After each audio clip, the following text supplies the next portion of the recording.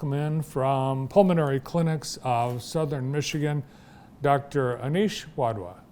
Welcome back. Good afternoon. Thanks for having me. Yeah, nice to have you with us today. We're talking about the weather, and we've been up and down, cold, lukewarm, warm. Does the weather have an impact on what you see in the clinic?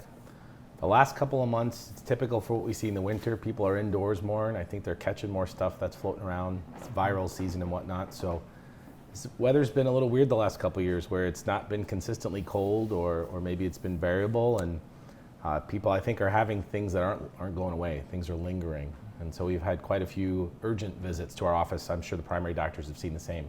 Yeah, it seems like with the winter illnesses, they're all related to the lungs in some way, either viruses or infections. Of course, COVID, SARS, the various things that turn up, they're centered in the lungs. Yeah, a lot of times it's about getting things before they get too far along for patients, and they'll call our office, they'll call their primary doctor. What can we start so that this doesn't progress to the point where I have to go to the ER or I have to go get admitted to a hospital, especially those people who have chronic disease.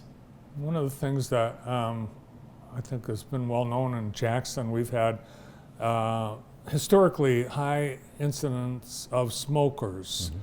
Do we see a correlation in this community with lung cancer in the large percentage of our population that are smokers? A lot of those folks who are smokers we tend to see in our clinic, they have chronic obstructive pulmonary disease or COPD. Many of them are oxygen dependent. There are guidelines about when to screen those patients for lung cancer. So through the primary clinics in our clinic, CAT scans will be ordered. We do see quite a bit of patients who are diagnosed, hopefully now, with earlier stage cancer. That's why we ask that screening be done early. Many of those patients have COPD at the same time. So we've found over the years, since our screening program started several years ago, it's really the product of work for many people, radiologists, lung cancer doctors, surgeons, a lot of folks who work together. We've found that even with more screening, we continue to find things year by year. We are finding that those folks need treatment for their chronic disease at the same time. We're still finding that it's hard to get those folks to stop smoking. And so it takes a kind of a team effort to find it and treat it and then prevent things from happening again. I remember years and years ago, if someone was getting diagnosed with lung cancer, it started with they were told they think they saw something, a spot on my lung. And it was very generic type of diagnosis that required a much more intense screening and testing. Are you able to see more today? Can you diagnose it faster and better? The idea is that we are looking in the high-risk patients. So current guidelines would say those patients who've smoked a pack a day for 20 years and they're above age 50, that they would qualify for screening. And so this is male, female. And this is something that a primary doctor can start by reviewing, just like for other common age and other risk-based cancers, colon cancer, breast cancer, et cetera. And so specialized studies, not just chest x-rays, CAT scans, have been shown to be very sensitive to find these things. And in patients, even if we don't find something, the standard is to continue to screen them while their period of risk is high. And even if you stop smoking, that could be for the first 15 years after stopping smoking up until your late 70s. Wow. So when people say, well, when you stop smoking, the very next day you're starting to heal. It can take 15 years. Lung function declines as people get older, probably above age 30 at least. So that rate of decline will happen faster if you're smoking or for other conditions that may be antagonizing it. In theory, statistically, once you stop smoking, things should be better. It takes time for you to be like everybody else who is like your age or maybe at your risk level otherwise. So that's the point about continuing to screen patients. The risk doesn't go away right away. And perhaps the milk is spilled, so to speak. The consequence is there, and that needs to be managed. And so for those patients, if they have COPD, for example, maybe they need medications, maybe they need oxygen, they need vaccinations, things like that. If you are someone that smokes heavily, say a pack or more, for like those 20 years, what's the likelihood that you're going to end up with COPD? I would suggest that patients can have COPD, which is a diagnosis based on many things. They may not have a formal diagnosis, but they might have symptoms. And even those people who have a formal diagnosis by pulmonary function testing of COPD, they may not have symptoms. The idea would be, I think, to talk to your doctor and say, what do I do about this? Let's get some baseline testing. Let's talk about how we stop smoking. What are the other things that are important for me? If I'm short of breath, is it my lungs or something else? So there's a comprehensive assessment, not just to say it's the one thing in the room. Let me see that there's not something else. I'm 55. I worked in a factory for many years. I've noticed that I've gotten more short of breath the last 3 or 6 or 12 months. Is it my bum knee? Whatever it could be, there are many things that can lead to shortness of breath. But if we're talking about risk reduction, that's where you can get counseling from your doctor. You might come and see us in the pulmonary clinic and say, what are the things that are right for me? Not the tests are not right for everybody. Or if the test is right for someone, you need to counsel them through that process. That's what we do when we talk to people in clinic, to say, if we do this test, are we going to follow up on the results? If we do this test, are you still going to work on stopping smoking? Everything comes together. Is there any reversal of COPD? Over time, things are a bit baked in the sense of if you have lung function decline, studies have shown that maybe inhalers can help slow down the rate. They may not lead to significant statistical improvements in lung function, but if the end result of COPD is symptoms like you bring up a lot of phlegm every day, or you're really short of breath, or you get sick a lot, that's where inhalers can come in, or other therapies, like I mentioned, vaccines. I'll often tell patients that if you stop smoking and use your inhaler and get your vaccines, but don't exercise, that makes sense. That if you exercise, that's something you can control. That also has just as big a part to play it sometimes in terms of symptoms that people have. And diet too.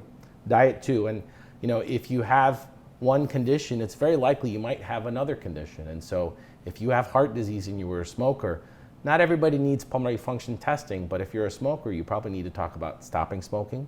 Ask your doctor, should I get some pulmonary function tests? Am I up to date on my vaccines? It's not just about flu and COVID.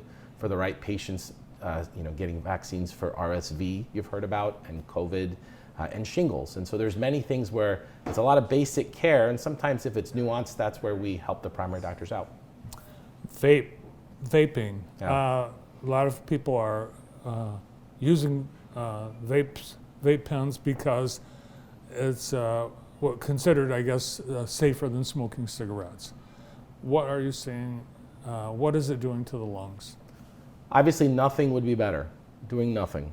And we'll try to make those distinctions that maybe it's the lesser of the evils. There is still some potential that things like vaping, even inhaled marijuana, that these are things that can irritate the airways. In the long run, is there really the same consequence? Studies are still evolving as to whether there's chronic disease that comes from vaping, nicotine, or in that regard. Certainly there is conflicting data, but I think for some patients who are at their wits' end with stopping smoking, there's some rationale to talk to them that maybe vaping or e-cigarette use is a segue towards stopping smoking, switch from tobacco to e-cigarettes. But that has to be considered on a case-to-case basis. So whether a primary doctor or a pulmonologist, somebody to talk to a patient and say, what's the right approach for me? I don't know that I would dismiss these things, right? But I also wouldn't say it's generically safer and so I'll switch and I'll be good. What about straight up smoking marijuana versus smoking cigarettes? Is there a difference? Patients who've seen me in clinic, I will typically tell them that there's the lesser of the evils argument about marijuana versus tobacco, but it's not benign. And in that regard, it's legally available for those who can purchase it. People need to be counseled. We see quite a few patients in our hospitals, young people especially, who are daily users. They'll not be addicted per se, but sometimes there are consequences of overuse. So you'd say a young, healthy person, they should have no problem with it. That's not the case. And so if you extrapolate that out, the older you are, maybe there's more consequence to even something as benign or innocent as marijuana. I think there's a role to play for people in chronic disease, but that has to be considered case to case. And so that's where a doctor can counsel you. If you're a cancer patient with nausea, maybe it's something that you might consider, right? And maybe we've heard about that, maybe in somebody with headaches. But for people who are not using it for recreational purposes, they should be cautious about just unilaterally saying, I'm going to do this instead of that, and I should be okay. We've got another chronic disease that is a result of the pandemic, and that's long COVID. Yeah. And it sounds like one of the symptoms is just fatigue and difficulty just catching your breath or getting up from a chair. Are you seeing long COVID patients? COVID manifested in so many ways for people aside from just an acute respiratory illness. And just like many viruses, it might be pretty bland in terms of a cough or a cold that's pretty limited in terms of duration. Some folks would not really have much for pulmonary symptoms. They might have a blood clot, right? And they may not have the typical cough or cold. Other folks would have heart dysfunction, all sorts of things. Those people who got through the acute episode and then they were stuck with a sniffle, or maybe their smell was gone for some time, or maybe even more consequential, that they had fatigue that they couldn't attribute to something else. We've seen quite a bit of that over time, that people have persistent symptoms maybe they never had before. For some folks, for example, if they had asthma, their asthma seems to be worse or something like that. There was never anything to say, we're going to treat your COVID and it will go away. But there was some suggestion that in those patients who are persistently short of breath and tired, maybe something like structured exercise. And so our pulmonary rehab program, we enrolled many patients the last couple of years who had fatigue, and we couldn't find something else that it was related to, anemia or anything like that, where at least exercise in a structured fashion did help with their subjective breathlessness and fatigue. I've heard there are long COVID patients that say, when I try to exercise, it actually makes it worse. There are people that's not going to help. No, and it's a lot of it is, I'll tell patients, you're not crazy, right? There is some part about perception of breathlessness. Objectively, if we did a bunch of tests, instead of saying, oh my gosh, you haven't found an answer, part of it could be to say, well, you haven't found something bad, right? Mm-hmm. So if all the tests are negative, then let's focus on the stuff you can control: eating well, sleeping well, diet, exercise. Unfortunately, there are some patients who've been stuck with symptoms. I'm seeing some new products out. In fact, we had an inventor with us a few weeks ago who created a mouth strip that, for sleeping, seals the mouth, so all your breathing is done through your nose. So conceivably that it provides a better night of sleep. Is there anything to that? You mentioned that, and I think it's really important because these are, again, going back to the basics that are for treating conditions that can make other things worse, right? So if you have poor sleep at baseline, then you get sick with something like COVID or pneumonia. As you're recovering over days and weeks, poor sleep doesn't get better. Sometimes there are simple over-the-counter devices that can help with treatment of things like sleep apnea. We screen patients in our clinic. Sometimes patients require formal testing to see if they have sleep apnea. Sometimes it's like what you're talking about, something simple over-the-counter, or maybe even sleeping on your side.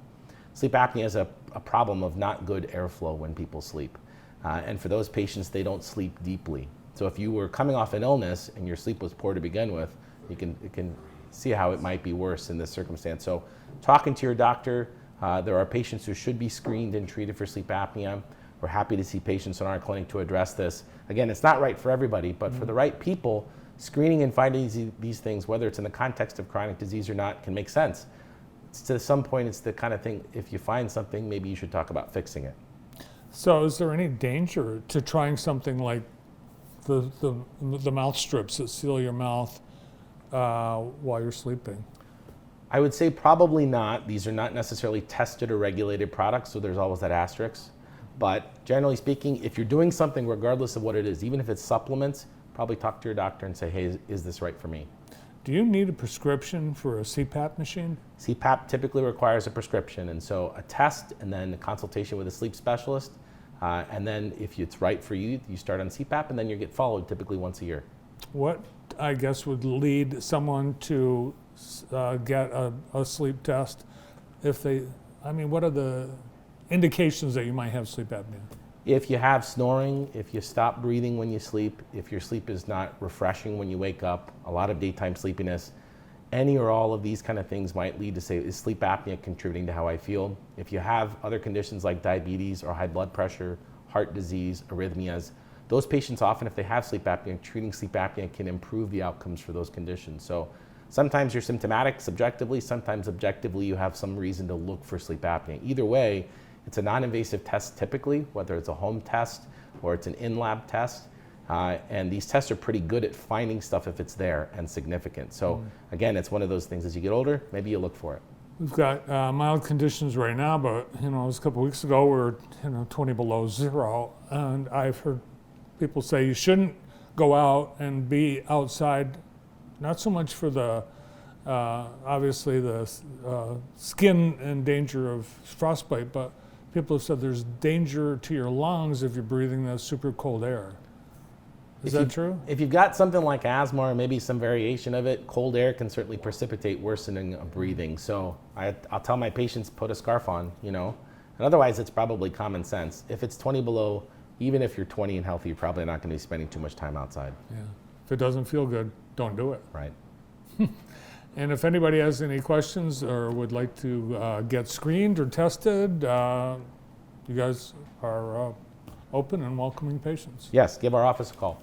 Thanks for coming in today. Thank you for having me. Appreciate it. You bet. Good to see you from Pulmonary Clinics of Southern Michigan, right here in Jackson. Dr. Anish Wadhwa.